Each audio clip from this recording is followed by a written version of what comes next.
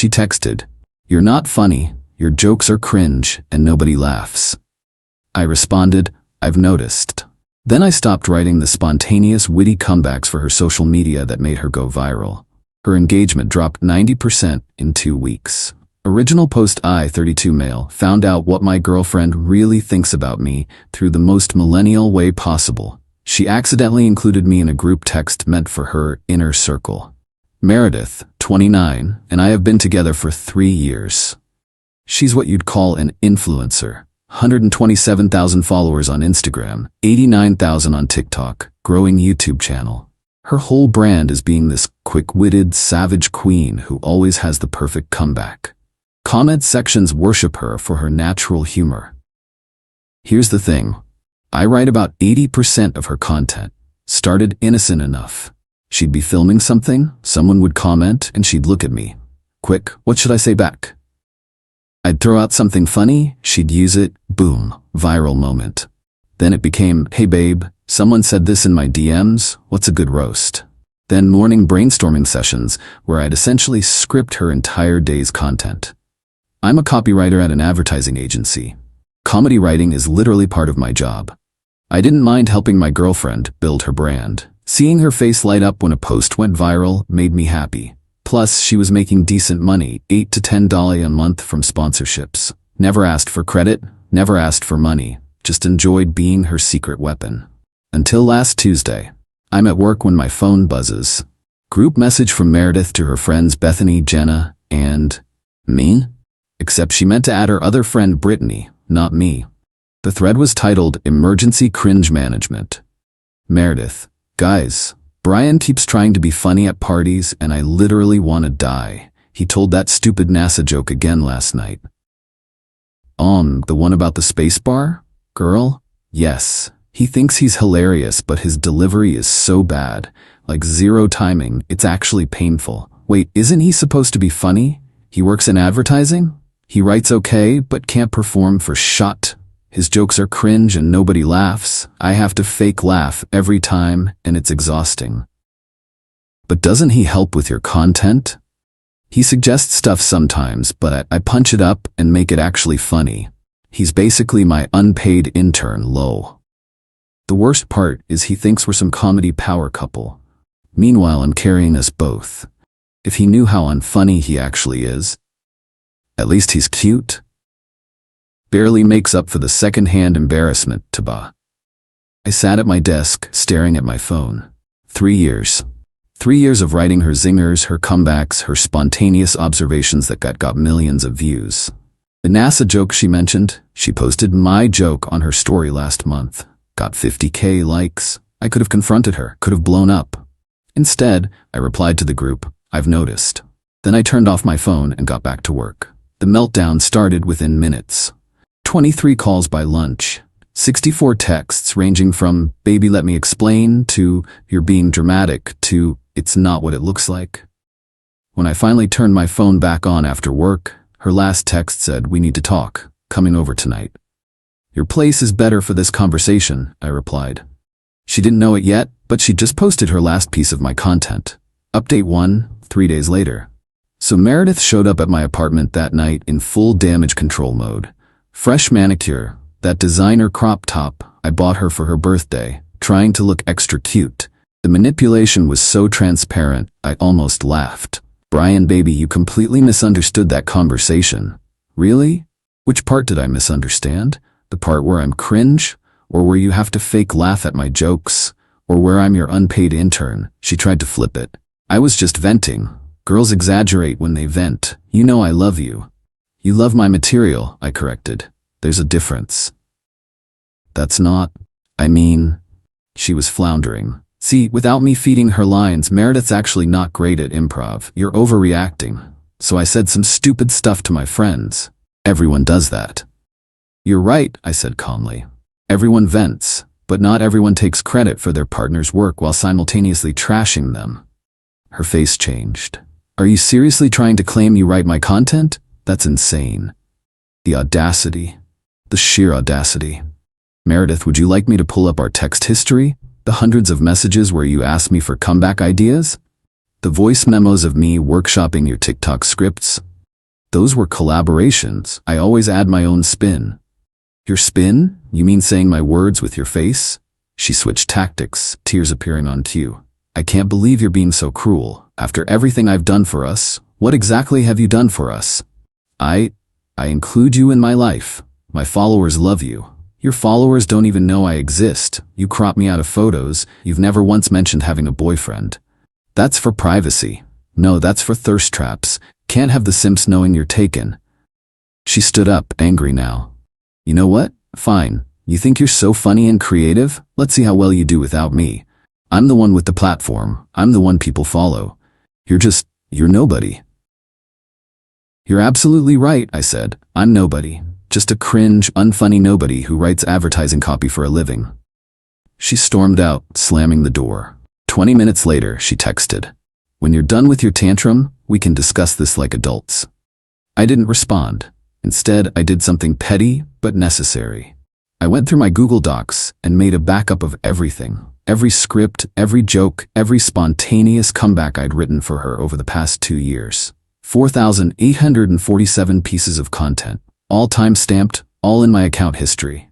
Then I cracked open a beer and waited. See, Meredith had 3 sponsored posts due that week. Brands don't care about your relationship drama. They care about engagement rates and deadlines. Without her unpaid intern, she was about to discover what her actual comedy skills were worth. Update 2, 1 week later. Y'all, the spiral has been glorious. First sponsored post was due Wednesday, some meal kit company. Meredith had to create naturally funny content about cooking. She posted this painfully scripted video where she tried to recreate our usual style. The jokes fell flat. The timing was off. She actually burned the food because she was so focused on trying to be witty. The comments were brutal. This feels forced. Are you feeling okay? This isn't your usual vibe. The old Meredith would never. Why is this giving corporate? Engagement rate 2.3%. Her average with my content was 12 to 15%. She texted me, please, I need help. Just this once. I didn't respond. Thursday she tried posting a comeback video to someone's comment. It was literally just, yeah well, your mom. The secondhand embarrassment was real. Her followers started making memes about her having a stroke. By Friday she was panic posting old content, trying to recycle jokes from months ago. Problem is, the internet doesn't forget. People started commenting, didn't you already post this? Recycling content now? Running out of material, bestie? The meal kit company contacted her about the subpar performance of the sponsored post. She begged for a redo. They agreed, but wanted to see the content first. That's when she made the fatal mistake. She went on Instagram Live trying to prove she could still be spontaneous and funny. Someone asked her about her writing process. She said, oh, I just come up with stuff naturally. It's all improv, baby. So I did something. Not proud of it, but... Actually, no, I'm totally proud of it. I created an anonymous Twitter account and posted a thread. Fun fact. Your favorite Savage Queen influencer has been taking credit for her boyfriend's writing for years. Here's proof. I included screenshots of her texts asking for joke ideas with timestamps, side-by-side comparisons of my drafts versus her posts, a particularly damning voice memo where she literally says, just write something funny for me to say, I can't think of anything. I didn't include her name or handle, just enough details that her followers could connect the dots. It took 6 hours to blow up. Update 3, 2 weeks later. The internet is undefeated when it comes to detective work. Within a day, Ghostwritergate was trending. Someone found my LinkedIn, I'm a copywriter, it wasn't hard, matched the timeline of our relationship to when her content got suddenly way funnier, and the dots connected themselves.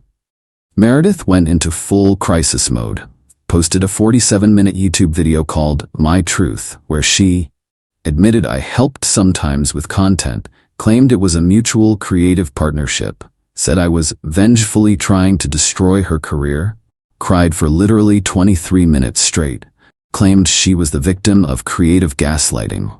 The comment section was not having it. So you admitted he wrote your content, but you're still the victim? Girl, just apologize and move on.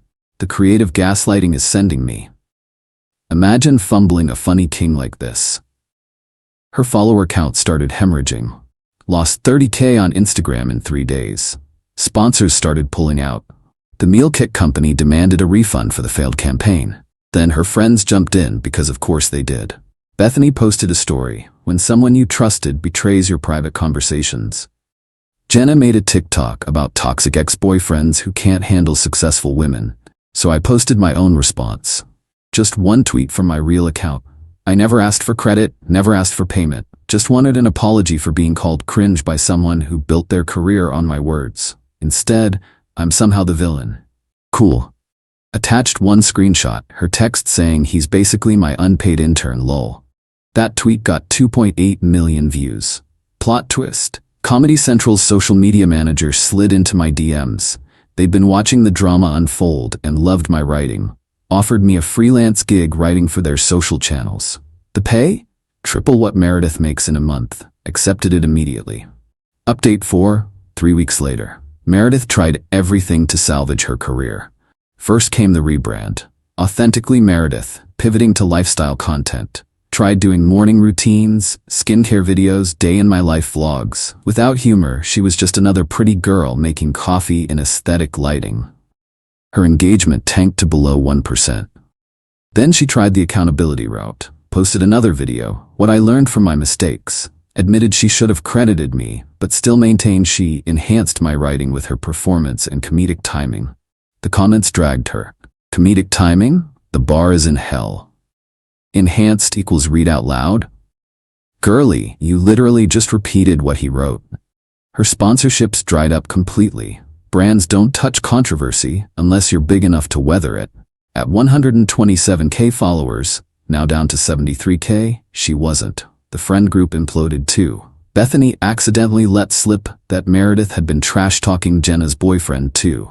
Jenna found out Meredith had been secretly pitching the same sponsors, undercutting her rates. The group chat got leaked by someone, wasn't me, swear, showing Meredith calling Bethany desperate and clingy. But the real kicker came yesterday.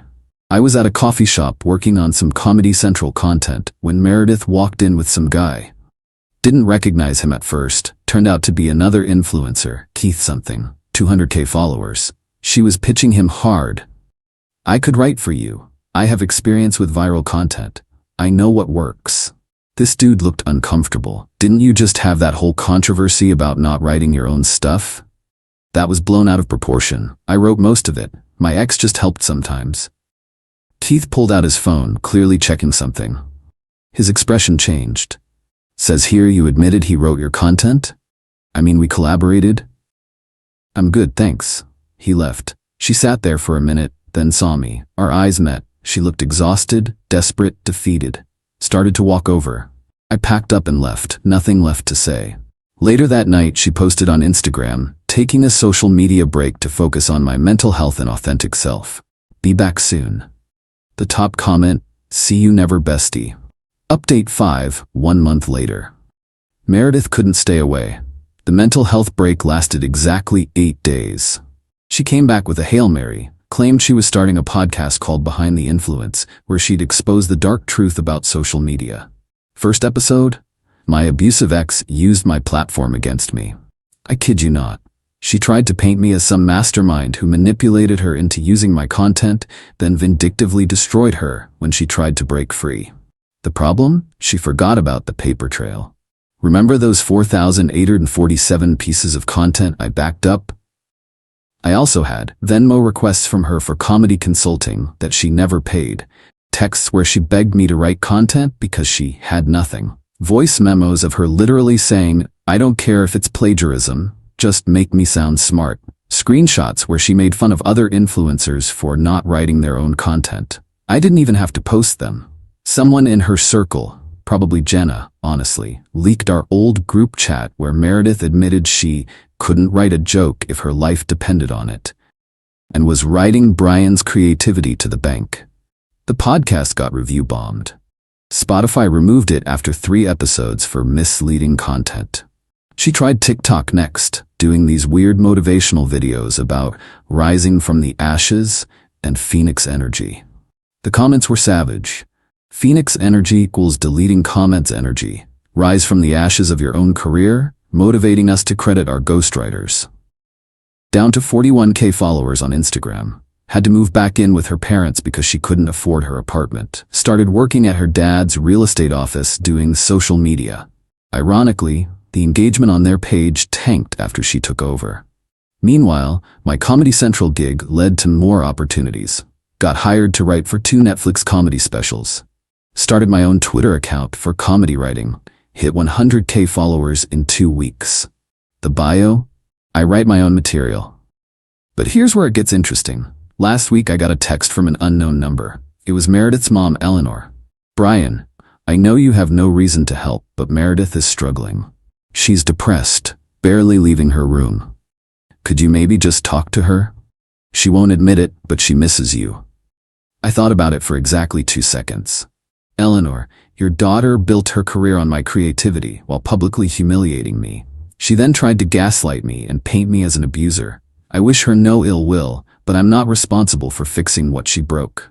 Eleanor responded, "She was just insecure. You know how the internet is. The pressure got to her." The pressure to steal my work and call me cringe?